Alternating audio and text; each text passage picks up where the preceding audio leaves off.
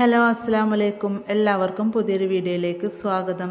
2 ഉരുളക്കിഴങ്ങൊക്കെ ഉണ്ടെങ്കിൽ വളരെ എളുപ്പത്തിൽ നമുക്ക് ഒരു പ്ലേറ്റ് നിറയെ കട്ട്ലേറ്റ് തയ്യാറാക്കിയെടുക്കാം. വളരെ കുറഞ്ഞ ചേരുവകൾ മാത്രം മതി. നല്ല ടേസ്റ്റിയാണ് കേട്ടോ. ഇഫ്താറിൻ്റെ സമയത്തൊക്കെ ഉണ്ടാക്കി കഴിക്കാൻ പറ്റിയിട്ടുള്ള ഒരു അടിപൊളി ഐറ്റംസാണ്. നമുക്ക് എളുപ്പത്തിൽ ചിക്കനും ബീഫൊന്നും ഇല്ലെങ്കിൽ നമുക്ക് ഒരു അടിപൊളി കട്ട്ലേറ്റ് ഉരുളക്കിഴങ്ങൊക്കെ ഉണ്ടെങ്കിൽ തയ്യാറാക്കിയെടുക്കാൻ പറ്റും. അപ്പോൾ നമുക്ക് ഈ ഒരു കട്ട്ലേറ്റിൻ്റെ റെസിപ്പി എങ്ങനെയെന്ന് നോക്കാം. അതിനു മുന്നേ നമ്മുടെ ചാനൽ ആദ്യമായിട്ട് കാണുന്നവരൊക്കെ ഉണ്ടെങ്കിൽ ഒന്ന് സബ്സ്ക്രൈബ് ചെയ്യുക. വീഡിയോ കണ്ടുകൊണ്ടിരിക്കുമ്പോൾ തന്നെ ഇഷ്ടപ്പെടുകയാണെങ്കിൽ ഒന്ന് ലൈക്ക് ചെയ്ത് സപ്പോർട്ട് ചെയ്യുക. ആദ്യം തന്നെ നമുക്ക് ഉരുളക്കിഴങ്ങും കുറച്ച് ക്യാരറ്റും ഒന്ന് വേവിച്ചെടുക്കണം. അപ്പോൾ അതിന് വേണ്ടിയിട്ട് മീഡിയം സൈസിലുള്ള 2 ഉരുളക്കിഴങ്ങ് തൊലിയൊക്കെ കളഞ്ഞിട്ട് ഞാൻ ഇതുപോലെ ഒന്ന് കട്ട് ചെയ്തെടുത്തിട്ടുണ്ട്. പിന്നെ ഇതുപോലെ തന്നെ ചെറിയ 2 ക്യാരറ്റാണ് കേട്ടോ. അത് ഇതുപോലെ ഒന്ന് സ്ലൈസ് ചെയ്തെടുത്തിട്ടുണ്ട്. ഇനി നമുക്കിത് കുക്കറിലിട്ടിട്ട് നല്ലപോലെ ഒന്ന് വേവിച്ചെടുക്കണം. ഒരുപാട് സ്നാക്സ് വേണമെന്നുണ്ടെങ്കിൽ നമുക്ക് ഉരുളക്കിഴങ്ങിൻ്റെയും ക്യാരറ്റിൻ്റെയും അളവൊക്കെ കൂട്ടിയെടുക്കാം കേട്ടോ. ഇനി അതല്ല ഇത്ര വേണ്ടെന്നുണ്ടെങ്കിൽ ഒരു ഉരുളക്കിഴങ്ങ് വെച്ചിട്ടും ചെയ്തെടുക്കാൻ പറ്റും. ഇപ്പോൾ അതാ ഞാനിവിടെ കുക്കറിലേക്ക് ഇട്ട് കൊടുത്തിട്ടുണ്ട്. ഇനി ഇതിലേക്ക് വേവാൻ ആവശ്യമായിട്ടുള്ള വെള്ളം ഒഴിച്ചു കൊടുക്കാം. ഒരുപാട് വെള്ളം ഒഴിച്ചു കൊടുക്കേണ്ട ആവശ്യമല്ല കേട്ടോ. ഇതിൻ്റെ പകുതിയോളം മാത്രം മതി. ഇനി ഇതിലേക്ക് ആവശ്യമായിട്ടുള്ള ഉപ്പ് ചേർത്ത് കൊടുക്കുക. അപ്പോൾ ഞാനിവിടെ ഒരു 1/4 ടീസ്പൂണോളം ഉപ്പാണ് ചേർത്ത് കൊടുത്തിട്ടുള്ളത്. ഇനി നമുക്ക് അടച്ച് വെച്ചിട്ട് നല്ലപോലെ വേവിച്ചെടുക്കണം കേട്ടോ. നമുക്കിത് ഉടച്ചെടുക്കാനുള്ളതാണ്. അപ്പോൾ അതുകൊണ്ട് തന്നെ അത്യാവശ്യം നല്ല രീതിയിൽ തന്നെ വേവിച്ചെടുക്കാം. ഇപ്പോൾ ഇതാ നമ്മുടെ ഉരുളക്കിഴങ്ങൊക്കെ അത്യാവശ്യം നല്ല രീതിയിൽ തന്നെ ഒന്ന് കുക്കായിട്ട് വന്നിട്ടുണ്ട് കേട്ടോ. ഇനി നമുക്ക് ഇതിലത്തെ വെള്ളമൊക്കെ ഒന്ന് മാറ്റിയിട്ടൊന്ന് ഉടച്ചെടുക്കണം. ഈ ഒരു ചൂടോടുകൂടെ തന്നെ ഇതൊന്ന് ഉടച്ചെടുക്കണം കേട്ടോ. അപ്പോഴേ പെട്ടെന്ന് ആയി കിട്ടുള്ളൂ. ഇപ്പോൾ അതാ ഉരുളക്കിഴങ്ങിൻ്റെയും ആ ഒരു ക്യാരറ്റിൻ്റെയും പീസൊക്കെ നല്ല രീതിയിലൊന്ന് ഉടച്ചെടുത്തിട്ടുണ്ട്. അപ്പോൾ ഇതുപോലെ വേണം കേട്ടോ കിട്ടാൻ. ഇനി നമുക്കിതിവിടെ മാറ്റി വെക്കാം. ഇനി ഇതിലേക്കുള്ള മസാലക്കൂട്ടൊന്ന് തയ്യാറാക്കിയെടുക്കാം. അതിന് വേണ്ടിയിട്ട് ഞാനിവിടെ ഒരു പാൻ വെച്ചിട്ടുണ്ട്. നല്ലപോലെ ചൂടായതിന് ശേഷം അതിലേക്ക് ഒരു 1-2 ടേബിൾ സ്പൂണോളം വെളിച്ചെണ്ണയാണ് ഒഴിച്ച് കൊടുക്കുന്നത്. ഓയിലിൽ വേണമെങ്കിൽ നിങ്ങൾക്ക് ചെയ്തെടുക്കാൻ പറ്റും.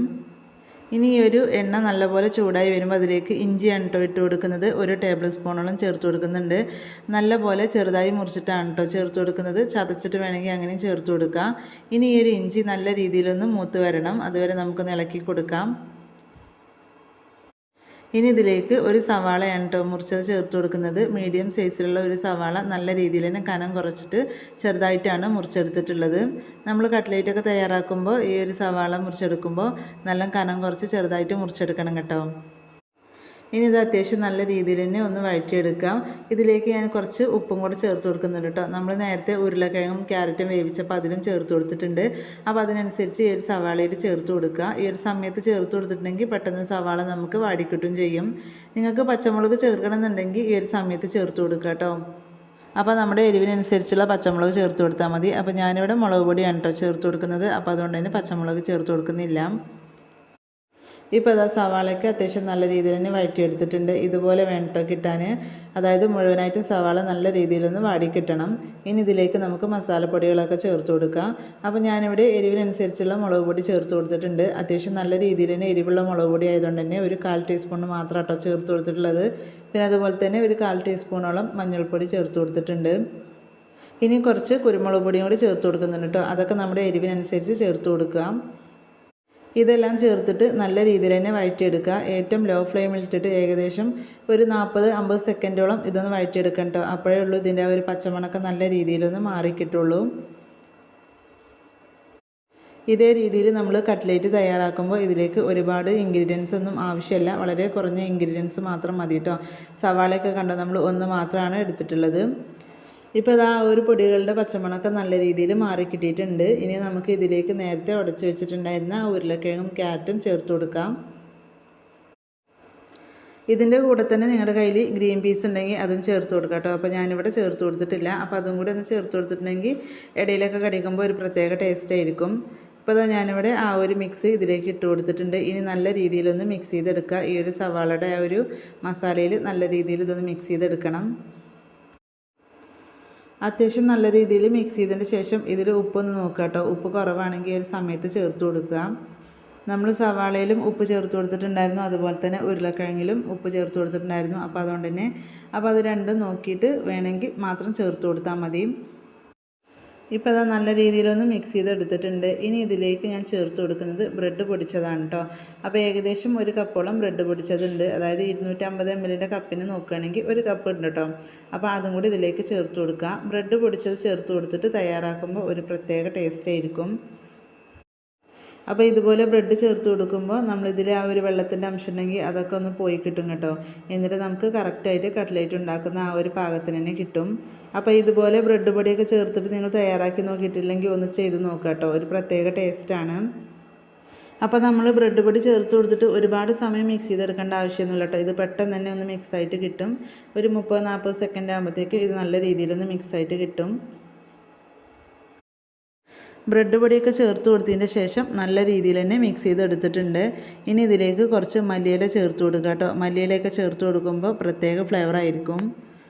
ഇനി ഒരു മല്ലിയിലയ്ക്ക് പകരം കുറച്ച് കറിവേപ്പില ചേർത്ത് കൊടുത്താലും കുഴപ്പമില്ല. ഈ ഒരു സമയത്ത് ഒരു 1/4 ടീസ്പൂണോളം ഗരം മസാലപ്പൊടിയും കൂടെ ഒന്ന് ചേർത്ത് കൊടുക്കുന്നുണ്ട്. അപ്പോൾ ഏറ്റവും ലാസ്റ്റ് ഗരം മസാലപ്പൊടി ചേർത്ത് കൊടുക്കുക കേട്ടോ. ആദ്യം തന്നെ ചേർത്ത് കൊടുക്കണ്ട. എന്നിട്ട് ഇത് വീണ്ടും നല്ല രീതിയിൽ തന്നെ ഒന്ന് മിക്സ് ചെയ്തെടുക്കുക. ഇനി ഒരുപാട് സമയം മിക്സ് ചെയ്യേണ്ട ആവശ്യമില്ല കേട്ടോ. ജസ്റ്റ് ഒന്ന് മിക്സ് ചെയ്തിട്ടുണ്ടെങ്കിൽ ഫ്ലെയിം ഓഫ് ചെയ്യാം. അതായത് ഇതിൻ്റെ ആ ഒരു ചൂട് കടന്നിട്ട് തന്നെ മല്ലിയിലേക്ക് നല്ലപോലെ ഒന്ന് വാടി കിട്ടും. ഇപ്പോൾ അതാ നമ്മുടെ കട്ട്ലേറ്റിനുള്ള ഒരു മിക്സ് ഇവിടെ റെഡി ആയിട്ടുണ്ട്. ഇനി നമുക്കിതൊന്ന് തണുക്കാനായിട്ട് വെക്കാം. അപ്പോൾ ഈ ഒരു കട്ട്ലേറ്റിനുള്ള ഒരു മസാല തണുത്ത് വരുന്ന സമയം കൊണ്ട് നമുക്ക് ആ ഒരു കട്ട്ലേറ്റ് കോട്ട് ചെയ്തെടുക്കേണ്ട ഒരു മിക്സ് റെഡിയാക്കി എടുക്കാം. അപ്പോൾ ഞാനിവിടെ റെഡിയാക്കി എടുക്കുന്നത് മൈദപ്പൊടിയിലാണ് കേട്ടോ. നിങ്ങൾക്ക് വേണമെങ്കിൽ മുട്ട വെച്ചിട്ടും റെഡിയാക്കി എടുക്കാം. അപ്പോൾ ഞാനിവിടെ കുറച്ച് ബ്രെഡ് പൊടി എടുത്തിട്ടുണ്ട്. പിന്നെ അതുപോലെ തന്നെ ഒരു ബൗളിലേക്ക് ഒരു 4 ടേബിൾ സ്പൂണോളം മൈദപ്പൊടിയാണ് കേട്ടോ ചേർത്ത് കൊടുക്കുന്നത്. അപ്പോൾ മൈദപ്പൊടിയിൽ ചെയ്തെടുക്കുമ്പോൾ നല്ലൊരു ലെയർ കിട്ടും കേട്ടോ. അപ്പോൾ അതിന് വേണ്ടിയിട്ടാണ് മൈദപ്പൊടിയിൽ ചെയ്തെടുക്കുന്നത്.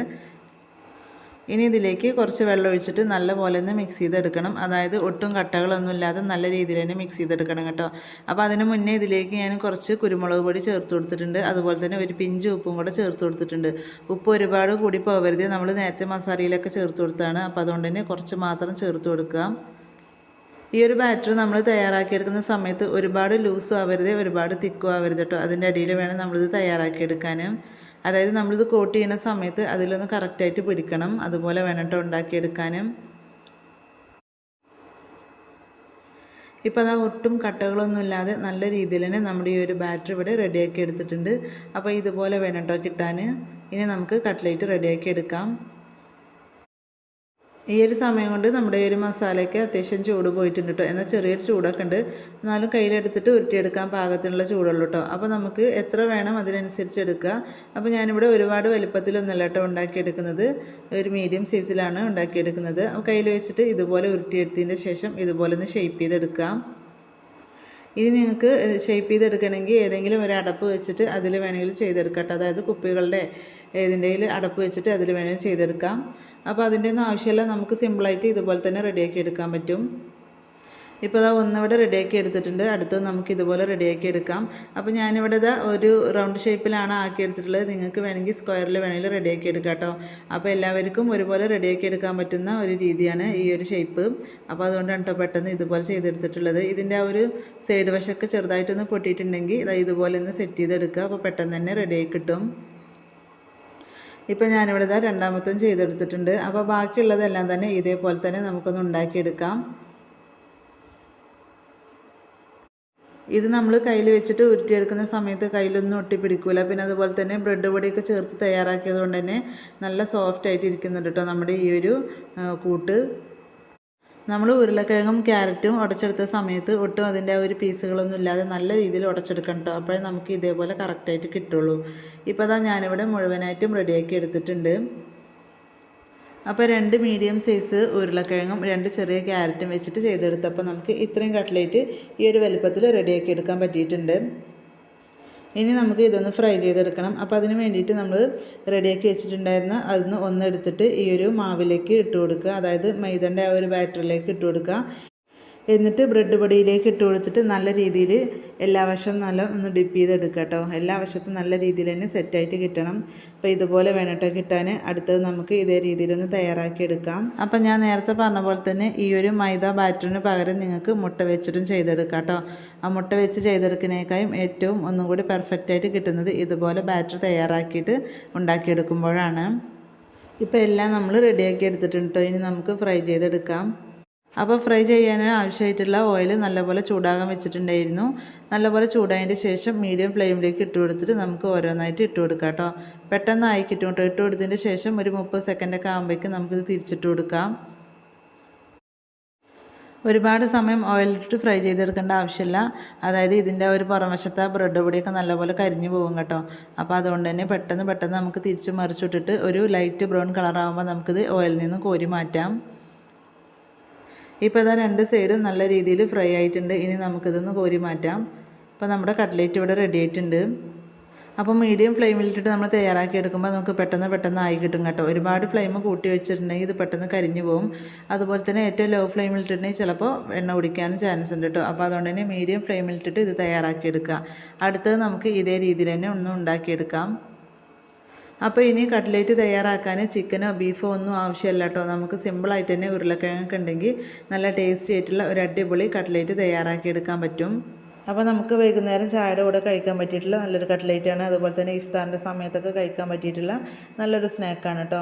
അപ്പോൾ തീർച്ചയായും ഇതേ രീതിയിൽ തയ്യാറാക്കി നോക്കിയിട്ടില്ലെങ്കിൽ എന്തായാലും തയ്യാറാക്കി നോക്കുക. അപ്പോൾ നമ്മുടെ കട്ട്ലേറ്റ് മുഴുവനായിട്ട് ഇവിടെ ഫ്രൈ ചെയ്തെടുത്തിട്ടുണ്ട്. പുറം വശമൊക്കെ ചെറിയ രീതിയിലൊന്ന് ക്രിസ്പി ആയിട്ട് കിട്ടിയിട്ടുണ്ട് കേട്ടോ. അപ്പോൾ ഇത്രയേ ഉള്ളൂ നമ്മുടെ ഇന്നത്തെ ഒരു വീഡിയോ ഇഷ്ടപ്പെട്ടാൽ ഒന്ന് ലൈക്ക് ചെയ്യുക. അതുപോലെ തന്നെ നിങ്ങളുടെ അഭിപ്രായങ്ങൾ അറിയിക്കുക. ഫ്രണ്ട്സിനും ഫാമിലിക്കും ഷെയർ ചെയ്ത് സപ്പോർട്ട് ചെയ്യുക.